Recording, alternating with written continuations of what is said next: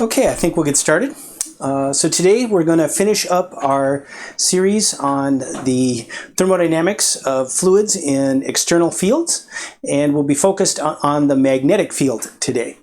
We're going to be repeating some of the stuff that we did for the electric field, so I think we've done a good deal of thermodynamics with the electric field. A lot of this just carries over to the magnetic field, so we'll just go through a few examples, similar calculations to what we did for the electric field. We'll get magnetostriction, we'll look at some entropy, and then we'll finish off with something a little different, which is adiabatic demagnetization, and that's used to get ultra cold material, and so we'll see where that comes from.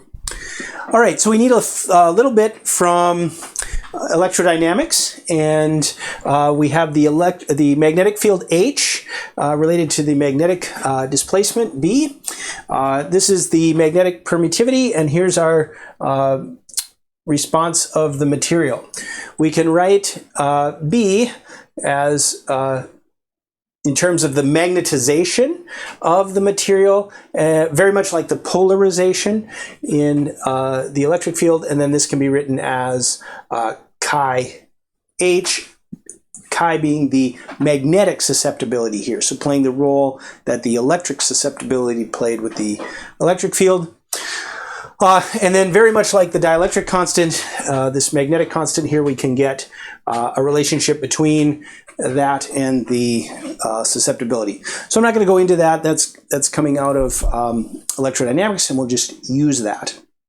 Now, if you're just coming to this video and you haven't looked at the earlier videos in the series, when it came to the electric field, we used something called a Frank apparatus, which was introduced by Henry Frank in a paper in 1955 as a way to do a thought experiment where we can control we can do the thermodynamics for all various different circumstances that we might be in. So while I haven't seen that for a magnetic field, I've sort of just made that Frank apparatus now in a magnetic field. So the analog of the parallel plate in the electric field case is the solenoid in the magnetic field case. So we have a solenoid here, so we know that in an idealized solenoid we have a uniform magnetic field. Inside that uniform magnetic field we have a piston of fluid, so we're free to change the volume of that piston. There's an external pressure, well, there's a pressure, P, and if that's in equilibrium then with the external pressure, then that would be the pressure of the fluid inside the piston. So that's this blue area here inside the solenoid. And then there's a reservoir that sits outside the solenoid that still has that fluid with a membrane that can be attached so that we can allow for the flow of material. So this allows us to close this off, look at a closed system. We could block this piston, look at a constant volume case. We can unblock it. We look at a constant pressure case. We unblock this. We look at an isotonic case, so equal chemical potentials on both sides. So the apparatus gives us the ability to look at all the different scenarios. And so this is just kind of a carryover from the Frank apparatus that we looked at extensively with the electric fields. Now in this case, the H is an intensive, the V times the magnetization is extensive. And so we can immediately write the Gibbs-Duham-like equation. And if you want to see how that's done, just watch the first video where we do it generally, and then also maybe watch the electric field video because it would be very similar. And we immediately get then, we've done the hard work, we immediately get the expression for, oh, this should be D, sorry.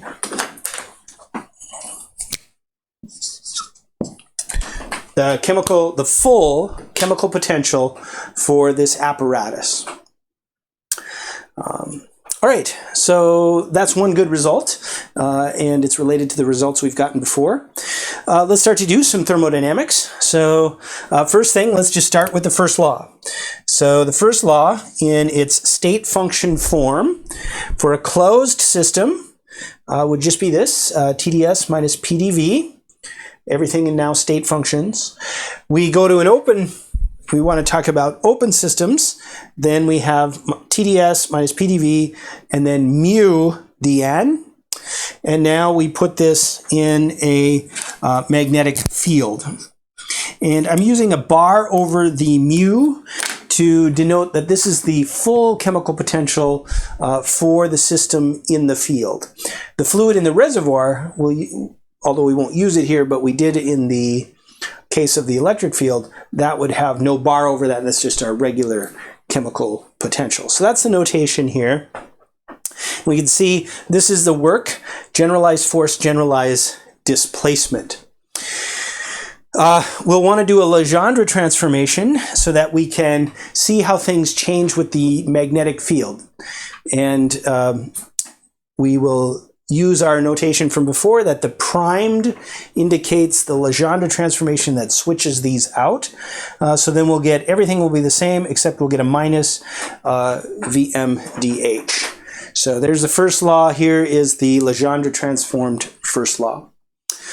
We get most of our results by looking at the Gibbs free energy.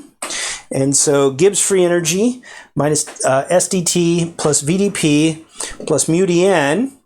And then we have also Legendre transformed this out. So we have the G prime indicating we have flip-flopped the role of the magnetic field and the magnetization.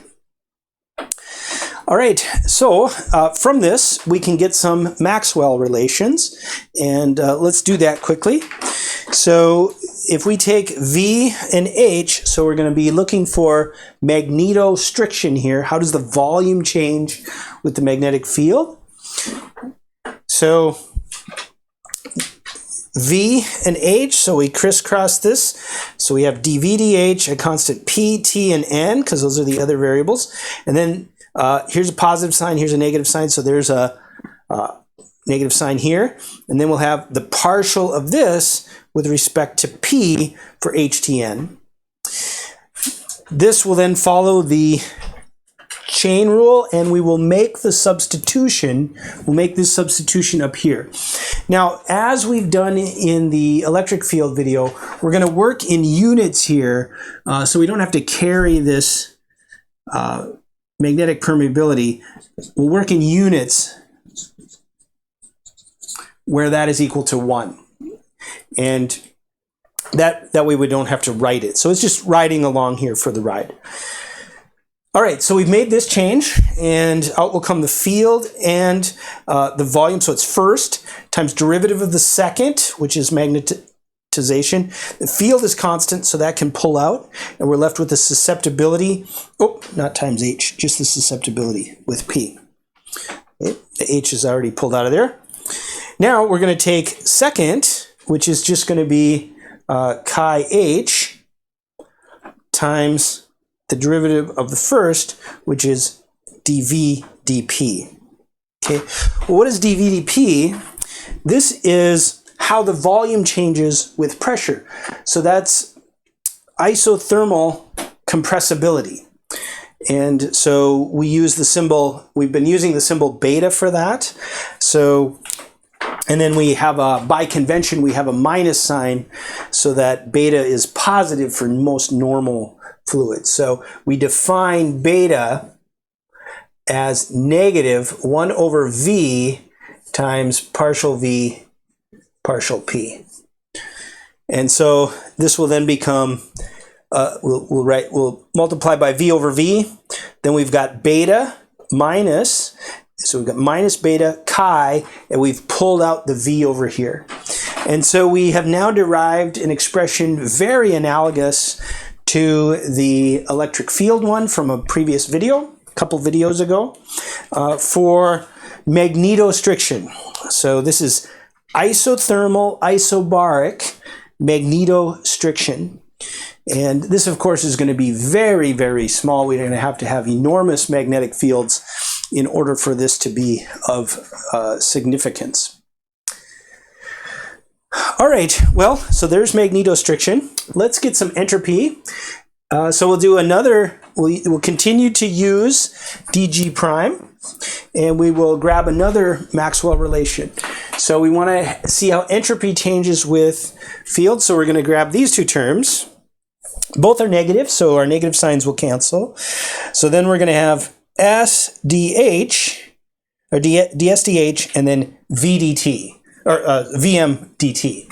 And so right here is the Maxwell relation we can read directly from our thermodynamic expression for dg prime. We will use product rule. And so here we go with the product rule. First times derivative of the second, plus second times derivative of the first. We will now plug in this with magnetic permeability being 1. And so we get VH partial magnetic susceptibility with temperature. And then we get H chi, so H chi, that's here. And then we get dV/dt. Well, what is this? This is the coefficient of thermal expansion if we were to multiply by, if there was a 1 over V here. So this is V times alpha. And I'll put a little H there and a bar here to indicate this is the coefficient of thermal expansion under a constant magnetic field. Okay, and so here's one of the entropy terms. Now you can maybe go back, if you've been working hard on this whole series, see if you can write the other entropy terms that we got for the electric field under various conditions, just by following along here with the magnetic field stuff instead. Okay, well, let's pick up another Maxwell relation.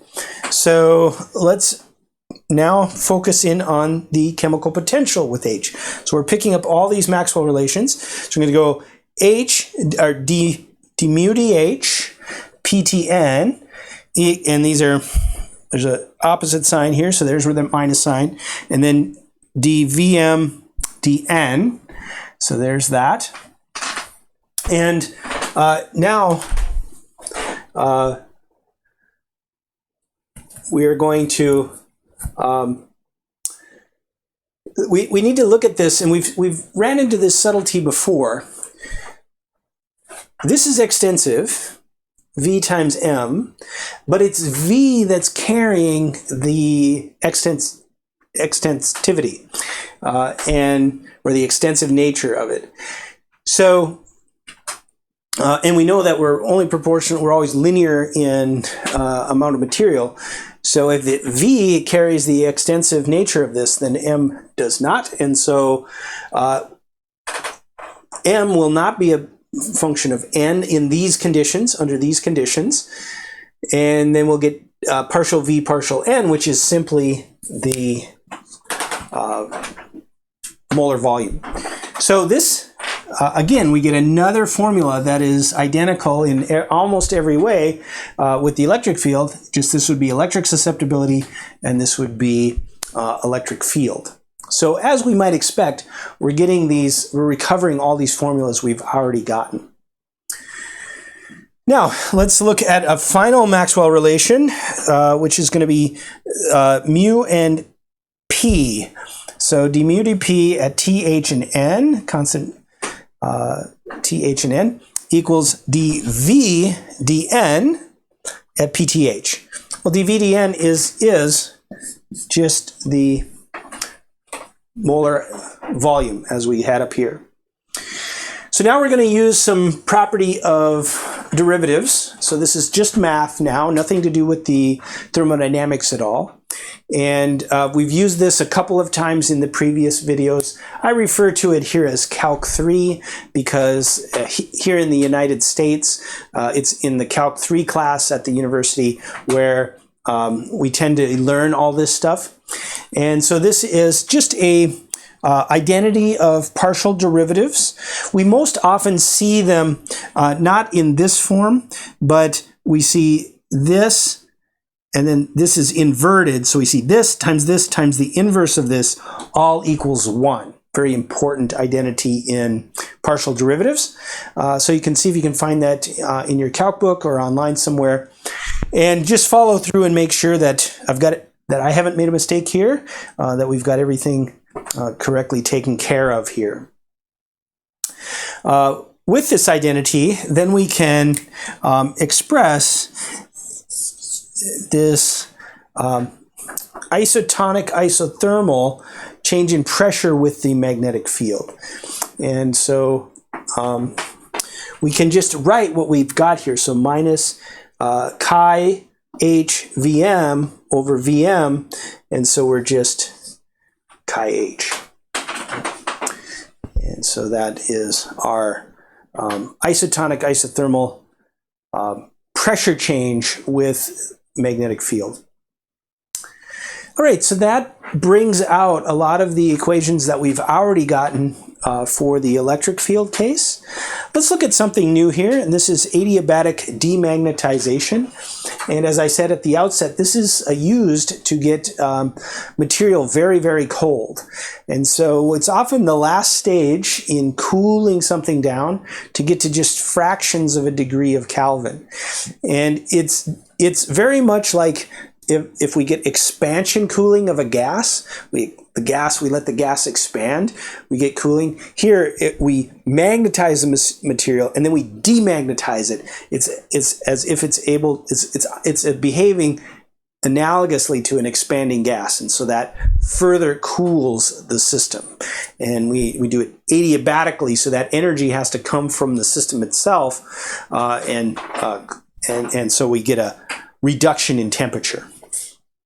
All right, so we need to bounce back to the total internal energy. So first law, except Legendre transformed these out.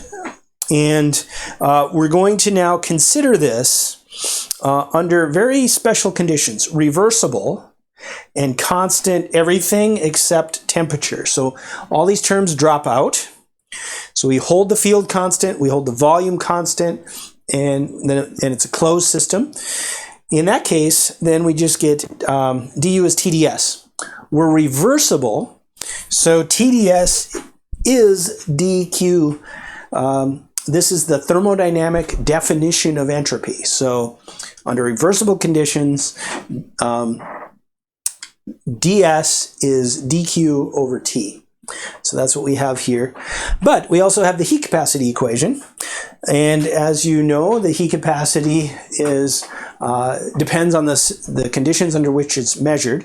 And so this is constant volume, constant magnetic field conditions. And so we have CHV dt.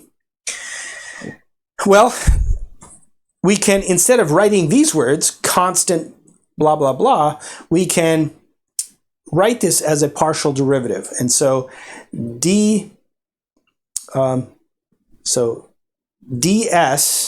dt, right, is c divided by t. So we bring the t over there.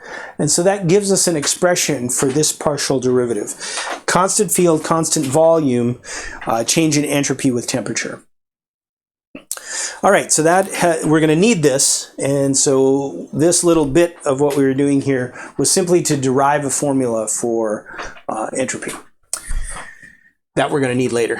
So now we're going to go to free energy of Helmholtz, and lucky for us, we didn't need enthalpy, because that's the letter H, and we would have a collision of these letter H's here. So but we've used all the other thermodynamic functions, so might as well use Helmholtz free energy here. So Helmholtz free energy keeps us with PdV rather than VdP for the Gibbs free energy. And so that's something we're going to need here. So let's develop a Maxwell relation. So we're going to take S and H. Right, so S with H, and then that'll be T with the Vm. So just like we've been doing. This is then going to be at constant H, V, and N. And so this is why it was important to use the Helmholtz free energy rather than the Gibbs free energy, because the volume is constant here now. That's the conditions of this. Then V can come out. and we just have the partial derivative of the magnetization. And we're just going to leave it like this. We're not going to, we've been substituting in trying to get the susceptibility in, but we're going to just leave it as magnetization here. Now, let's write, again, we're going to use this same Calc 3 identity. So we've got these three partial derivatives that all multiply together to give 1, and we can express it in this more convenient way here. So no physics here. This is all just math and identity of partial derivatives. So now let's think about the physics. What are each of these? Well, we have ds dt, that's this guy down here, so that's what we just did. So that's going to be this bit, right? Then we have ds dh, which is this, and then we have the minus sign here. So this is this minus sign, and then this bit is that and that. So we've gotten those pieces. And so there's our expression for how temperature changes with the magnetic field. Now, there's a low temperature model that says that the rate of change of magnetization with temperature is proportional to the magnetization itself times temperature, and then a minus sign here. So let's go ahead and plug this in here. Well, the minus signs are going to cancel, and we're going to cancel the minus signs. We're going to cancel a t. Okay, we're going to cancel the t, and then we're going to be left with Vm over c. And we see that the temperature changes with the field in proportion to the magnetization.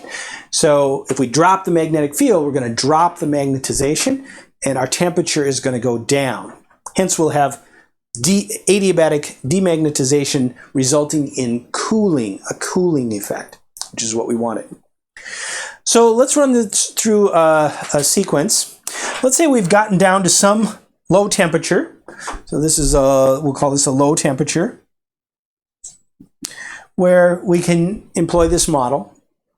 Now, we will isothermally, so in contact with the bath, magnetize the system. So we will turn on the field. So this is temperature versus the magnetic field. So we'll turn on the magnetic field up to some set field that we wanted, H naught. So we're going to follow this path. We're changing the field on the fluid, but we are not changing the temperature. So we're straight line there. So that's isothermal magnetization. Then we will do some method, right, whatever method that might be, to cool the system. And so we will cool the system at a constant H equal to H naught. So we've maintained that magnetization. We've cooled the system. And now we're down to this point in our thermodynamic space here. And then we see the slope here of dt dh. And so if we demagnetize the field back to 0, we will follow that slope, and that's our adiabatic demagnetization. So now we've gotten to a very low temperature. All right. So this is the magnetic field. We've seen some properties here now. This ends our series. Certainly there's so much more we could do. We have not talked about electrodes and the behavior of ions near electrodes, which is a really important thing in electrochemistry and surface physics. So there's lots of directions we can go here. We will likely see, I'll likely make series within the GNL project that deal with those aspects. But hopefully between this course and if you enjoyed this course, you might want to check out the rigorous thermodynamics course, where we talk about some of these things that we've used a little bit more rigorously. And that'll give you a good foundation for thermodynamics so that when you're reading papers or if you need to do some calculations yourself, you'll have an understanding of how this all works.